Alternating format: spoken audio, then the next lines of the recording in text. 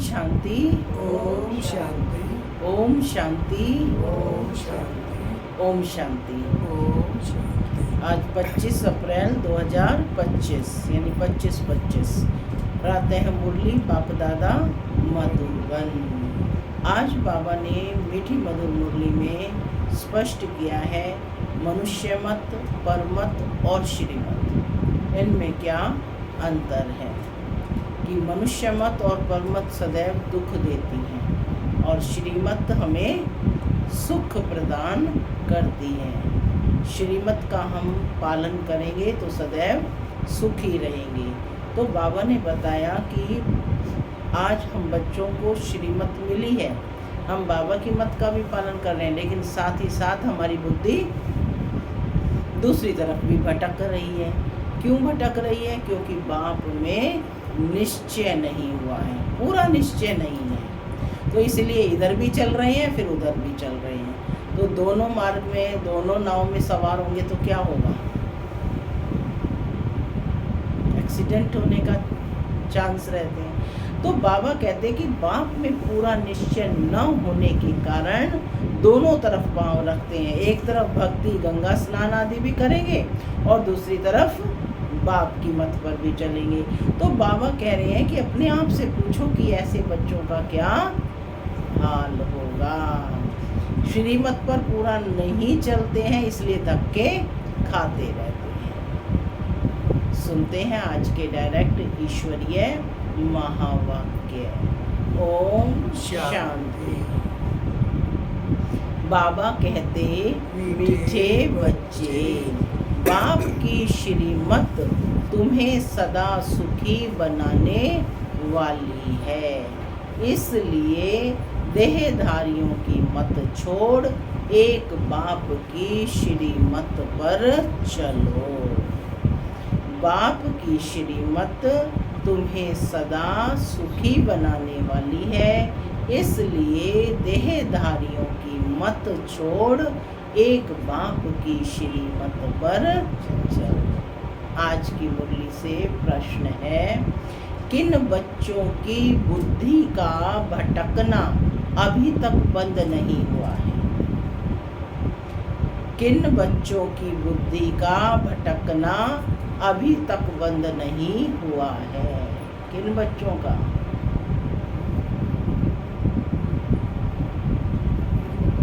जो बाप की मत पर नहीं चलते। और सुनते हैं बाबा का उत्तर। बाबा कहते जिन्हें ऊंचते ऊंच बाप की श्री मत पर व ईश्वरीय मत में भरोसा नहीं है, उनका भटकना अभी तक बंद नहीं हुआ है। बाप में पूरा निश्चय न होने के कारण दोनों तरफ पांव रखते हैं, भक्ति गंगा स्नान आदि भी करेंगे और बाप की श्रीमत पर भी चलेंगे। ऐसे बच्चों का क्या हाल होगा?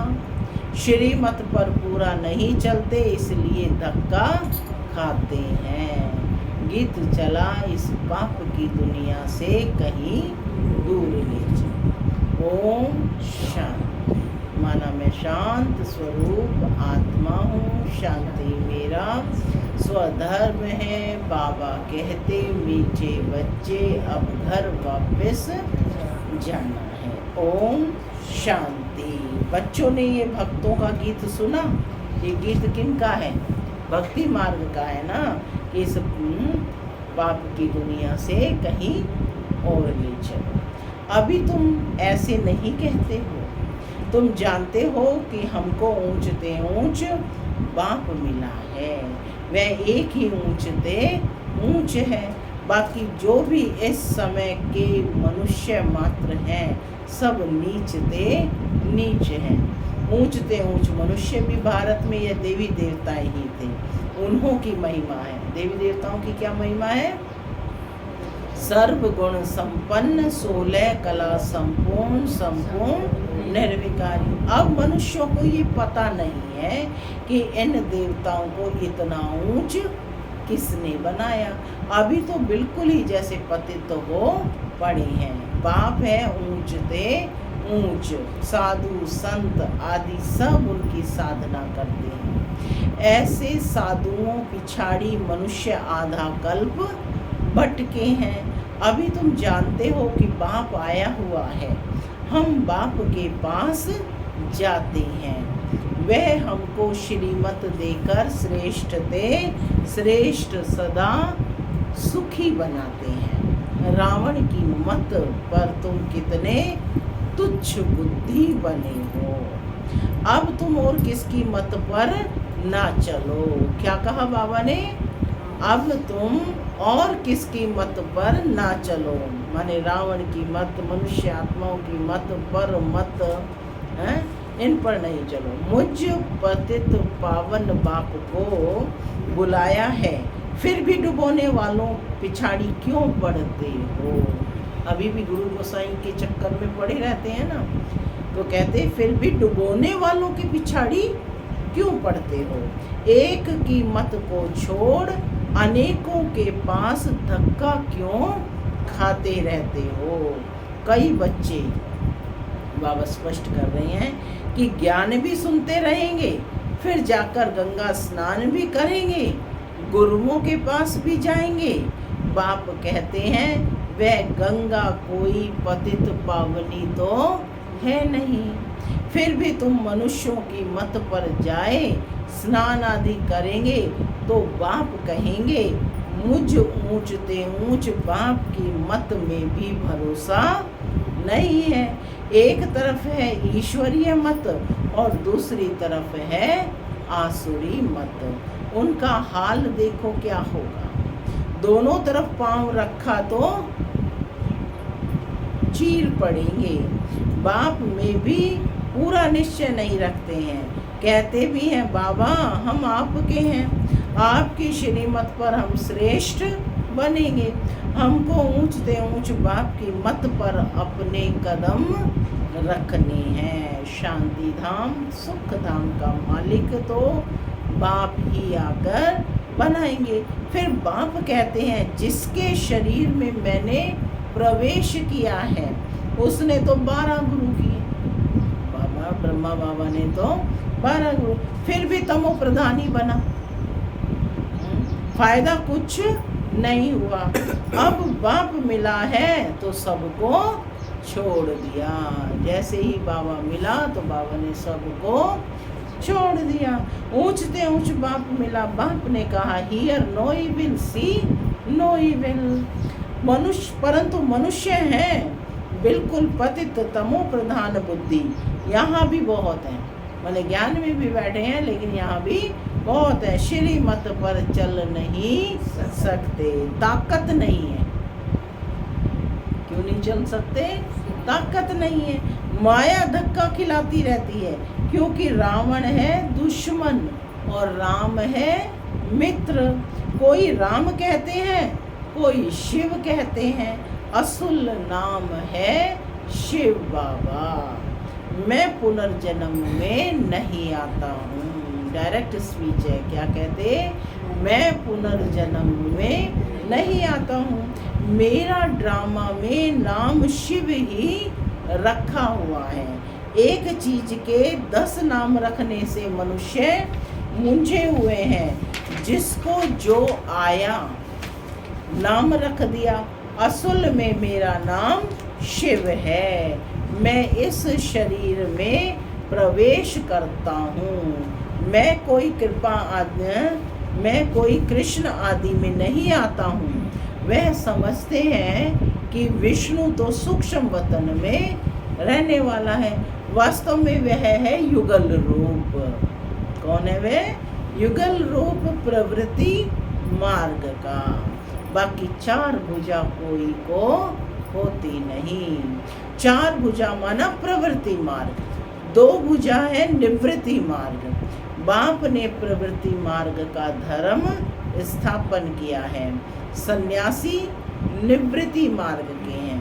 प्रवृत्ति मार्ग वाले ही फिर पावन से पतित बनते हैं। इसलिए सृष्टि को थमाने के लिए सन्यासियों का पाठ है पवित्र बनने का।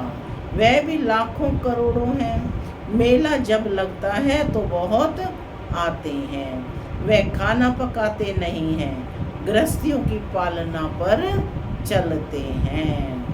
कर्म संन्यास किया, फिर भोजन कहाँ से खाएं? तो गृहस्थियों से खाते हैं। गृहस्थी लोग समझते हैं कि यह कि भी हमारा दान हुआ, उनको दान करते हैं ना।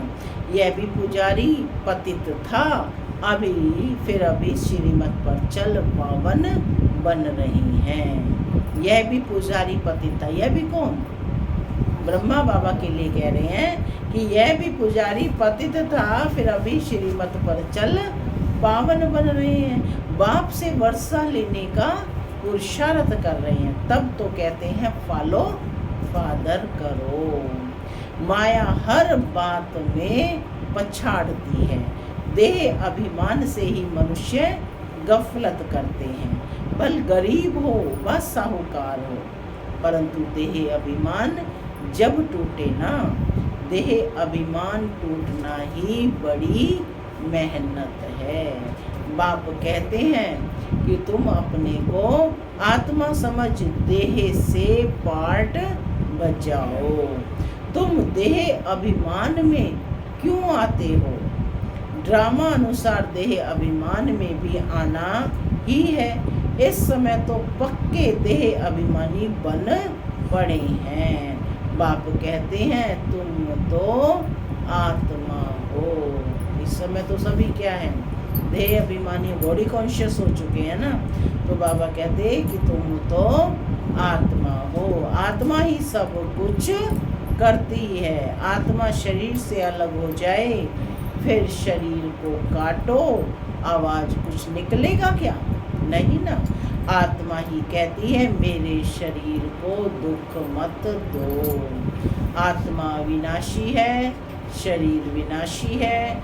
अपने को आत्मा समझ मुझ बाप को याद करो, देह का अभिमान छोड़ो।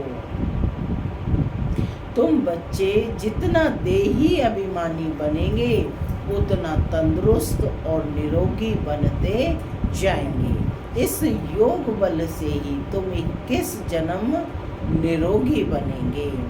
जितना बनेंगे उतना ऊंच पद भी मिलेगा।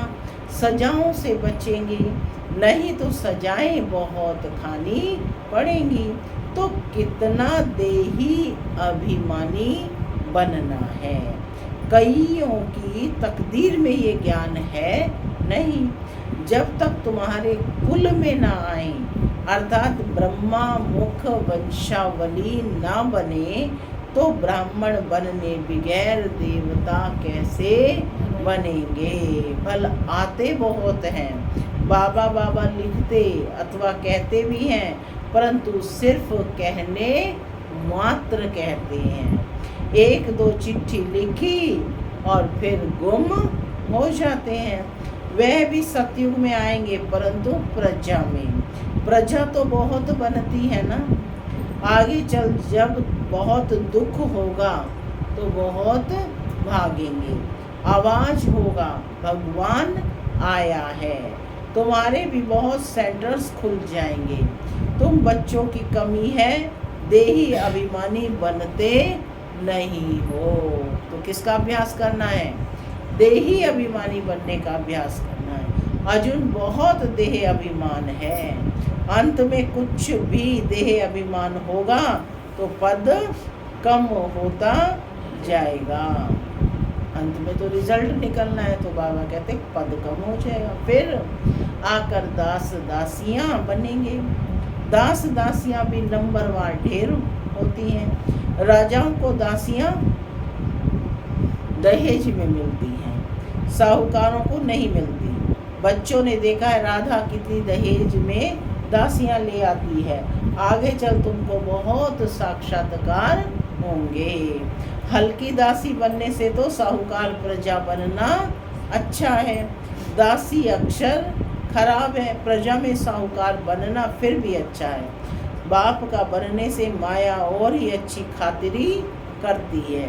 रुस्तम से रुस्तम होकर लड़ती है, देह अभिमान आ जाता है। शिव बाबा से भी मुंह फेर लेते हैं, बाबा को याद करना ही छोड़ देते हैं। अरे खाने की फुर्सत है, और ऐसा बाबा जो विश्व का मालिक बनाते हैं उनको याद करने की फुर्सत नहीं है। अच्छे अच्छे बच्चे शिव बाबा को भूल देह अभिमान में आ जाते हैं। नहीं तो ऐसा बाप जो जिए दान देते हैं उनको याद करके पत्र तो लिखें, परंतु यहाँ बात मत पूछो। माया एकदम नाक से पक्का पकड़ उड़ा देती है। क्या कहा? माया एकदम नाक से पकड़ उड़ा देती है। कदम कदम श्रीमत पर चले तो कदम में पदम है। कदम कदम श्रीमत पर चले तो कदम में पदम है। तुम अनगिनत धनवान बनते हो, वहाँ गिनती होती नहीं। धन दौलत खेती बाड़ी सब मिलता है, वहाँ तांबा लोहा पीतल आदि होता नहीं। वहाँ ये धातु ही नहीं होंगे, वहाँ सब कुछ सोने का है ना, सोने और चांदी का। सोने के ही सिक्के होते हैं, मकान ही सोने का बनाते हैं, तो क्या नहीं होगा? यहाँ तो है ही भ्रष्टाचारी राज्य, यथा राजा रानी तथा प्रजा। माने राजा भी भ्रष्टाचारी है तो प्रजा भी ऐसी ही है। सतयुग में यथा राजा रानी तथा प्रजा सब श्रेष्ठाचारी होते हैं, परंतु मनुष्यों की बुद्धि में बैठता थोड़े ही है, तमो प्रधान है। बाप समझाते हैं तुम भी ऐसे ही थे, यह भी ऐसा था, अब मैं आकर देवता बनाता हूँ तो भी बनते नहीं, आपस में लड़ते झगड़ते रहते हैं। मैं बहुत अच्छा हूँ, ऐसा हूँ। यह कोई समझते थोड़े ही है कि हम दोजक में पड़े हैं, हम रोरव नरक में पड़े हैं। यह भी तुम बच्चे जानते हो नंबरवार पुरुषार्थ अनुसार। मनुष्य बिल्कुल नरक में पड़े हैं, रात दिन चिंताओं में पड़े रहते हैं। ज्ञान मार्ग में जो आप समान बनाने की सेवा नहीं कर सकते हैं, तेरे मेरे की चिंताओं में रहते हैं, वह बीमार रोगी हैं। बाप के सिवाय और किसी को याद किया तो व्यभिचारी हुए ना। बाप कहते हैं और कोई की मत सुनो, मेरे से ही सुनो, मुझे याद करो। देवताओं को याद करें तो भी बेहतर है, मनुष्य को याद करने से कोई फायदा नहीं। यहाँ तो बाप कहते हैं तुम सिर भी क्यों झुकाते हो? तुम इस बाबा के पास भी जब आते हो तो शिव बाबा को याद करके आओ। शिव बाबा को याद नहीं करते हो तो गोया पाप करते हो। बाबा कहते पहले तो पवित्र बनने की प्रतिज्ञा करो, शिव बाबा को याद करो। बहुत परहेज है, बहुत मुश्किल कोई समझते हैं, इतनी बुद्धि नहीं है।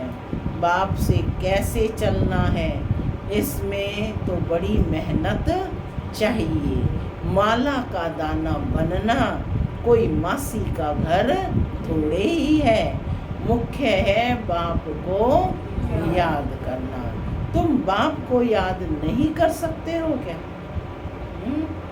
बाप की सर्विस, बाप की याद कितनी चाहिए? बाबा रोज कहते हैं पोता मेल निकालो, माने सेल्फ चेकिंग करो कि हम कितना घड़ी बाप की याद में रहते हैं। जिन बच्चों को अपना कल्याण करने का ख्याल रहता है वह हर प्रकार से पूरी परहेज करते रहेंगे। उनका खान पान बड़ा सात्विक होगा। बाबा बच्चों के कल्याण के लिए कितना समझाते हैं, सब प्रकार की परहेज चाहिए। जांच करनी चाहिए कि हमारा खान पान ऐसा तो नहीं है क्या, लोभी तो नहीं है क्या। जब तक कर्मातीत अवस्था नहीं हुई है तो माया उल्टा सुल्टा काम कराती रहेगी। उसमें टाइम पड़ा है, फिर मालूम पड़ेगा अब तो विनाश सामने है, आग फैल गई है। तुम देखेंगे कैसे बॉम्ब्स गिरते हैं। भारत में तो रक्त की नदियां बहनी हैं, वहाँ बॉम्ब से एक दो को ख़त्म कर देंगे। नेचुरल कैलेमिटीज़ होंगी, मुसीबत सबसे जास्ती भारत पर है। अपने ऊपर बहुत नज़र रखनी है, हम क्या सर्विस करते हैं। माने बाबा ने स्पष्ट किया है कि मुसीबत सबसे जास्ती भारत पर है। माने ऐसा घटनाएं होंगी जो अकल्पनीय हैं, जिनकी कल्पना भी नहीं कर सकते हैं। तो अपने ऊपर बहुत नज़र रखनी है कि हम क्या सर्विस करते हैं। कितनों को आप समान नर से नारायण बनाते हैं। कोई भक्ति में बहुत फंसे हुए हैं। चेकिंग करो, अभी भक्ति में फंसे हुए हो क्या, तो समझते हैं ये बच्चियां क्या पढ़ाएंगी। क्या सोचते हैं कि ये बच्चियां, ये ब्रह्मा कुमारियां क्या पढ़ाएंगी। समझते नहीं है कि इन्हों को पढ़ाने वाला बाप भगवान है। थोड़ा पढ़ा हुआ है वह धन है तो लड़ने लग पड़ते हैं, आबरू ही गंवा देते हैं। सतगुरु की निंदा कराने वाला ठोर ना पाए, फिर पाई पैसे का पद जाकर पाएंगे। माने जो सतगुरु की निंदा करेगा वो सत्ययुग त्रेता में ठोर नहीं पाएगा, माने ऊंच पद नहीं पाएगा, फिर पाई पैसे का पद जाकर पाएंगे।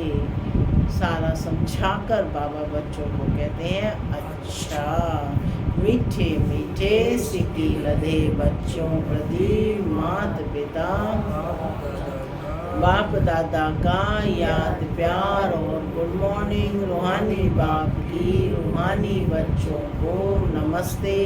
हम रूहानी बच्चों की रूहानी मात पिता बाप दादा को याद प्यार, गुड मॉर्निंग और नमस्ते। नमस्ते सदा रहो हंसते, बनो वरिष्ठे। धारणा के लिए मुख्य सार पहला, तेरी मेरी की चिंताओं को छोड़ आप समान बनाने की सेवा करनी है। एक बाप से ही सुनना है, बाप को ही याद करना है, व्यभिचारी नहीं बनना है। दूसरा पॉइंट है, अपने कल्याण के लिए खान पान की बहुत परहेज रखनी है।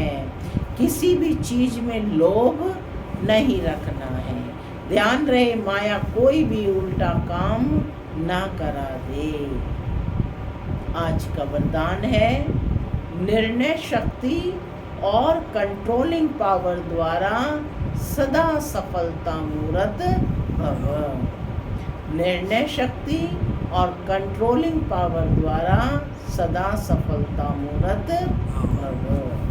किसी भी लौकिक या अलौकिक कार्य में सफलता प्राप्त करने के लिए विशेष कंट्रोलिंग पावर और जजमेंट पावर की आवश्यकता होती है, क्योंकि जब कोई भी आत्मा आपके संपर्क में आती है तो पहले जज करना होता है कि इसे किस चीज की जरूरत है। नब्ज द्वारा परख कर उसकी चाहना, प्रमाण उसे तृप्त करना और स्वयं की कंट्रोलिंग पावर से दूसरों पर अपनी अचल स्थिति का प्रभाव डालना। यही दोनों शक्तियाँ सेवा के क्षेत्र में सफलता मूर्त बना देती हैं। स्लोगन है, सर्वशक्तिमान को साथी बना लो तो माया पेपर टाइगर बन जाएगी। सर्वशक्तिवान को साथी बना लो तो माया पेपर टाइगर बन जाएगी। अव्यक्त इशारे हैं। कंबाइंड रूप की स्मृति से सदा विजयी बनो। कंबाइंड रूप की स्मृति से सदा विजयी बनो। सेवा के क्षेत्र में जो भिन्न भिन्न प्रकार के स्वप्रति व सेवा के प्रति विघ्न आते हैं, उसका भी कारण सिर्फ यही होता है कि जो स्वयं को सिर्फ सेवाधारी समझते हैं, लेकिन ईश्वरीय सेवाधारी हूँ, सिर्फ सर्विस पर नहीं लेकिन गॉडली सर्विस पर हूँ। इसी स्मृति से याद और सेवा स्वतः ही कंबाइंड हो जाती है। ओम शांति।